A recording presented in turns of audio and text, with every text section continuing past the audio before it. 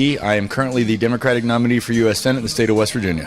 Found you out here. Tell us a little bit about, they call them planks. What do you think that you're going to be accomplishing? And if this is your dream comes true, this would be a lifetime dream that you have. Oh, sure. Well, you know, look, this state has been very well represented in this particular Senate seat going back almost 60 years with Senator Byrd and Senator Manchin. I'm running to continue that same tradition. I used to work for Senator Byrd. I have 8 years of experience as mayor of Wheeling up in the Northern Panhandle, working with our Senate offices as well. So, I think I'm the better candidate right now. We're in the middle of a 55 county tour. This is our 51st stop on our summer tour, going everywhere, actually meeting people in their neighborhoods, in their communities, in their businesses, really just kind of figure out the issues that most resonate with West Virginians.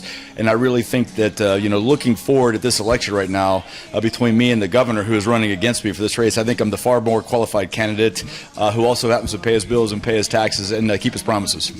Let me see your knuckles. You've been knocking on doors. I've been knocking on a lot of doors. We're about 2,500 doors in so far. Republicans, independents, and Democrats. We don't care. As long as you're a voter, we're probably knocking on your door somewhere. We've had some wonderful conversations with a lot of folks who just don't think that my opponent really has what it takes to be a good senator or that he's even going to show up to work.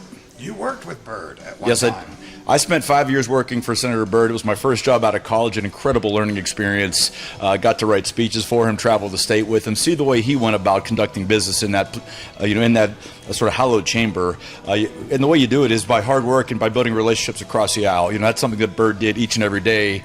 Governor Justice hasn't even built relationships in his own legislature here. I don't think he's going to be qualified to do so in the Senate. Charleston sent a group of people to the Democratic convention. I know you watched it closely. What did you get out of it? I was one of the delegates. They elected me as a delegate to the convention. A really good chance just to kind of talk to people from around the country, get people interested in the West Virginia U.S. Senate race. People sometimes think of us as a safe red state. Why pay attention to it? And I made the point that I'm running against the most flawed Senate candidate in the country. A lot of folks are looking at this race now. It's much more competitive than I think the conventional wisdom would suggest, so stay tuned. What about the dog? What's your feeling about the doggone dog? I've had a lot of people say I need to get a dog. I actually have a dog.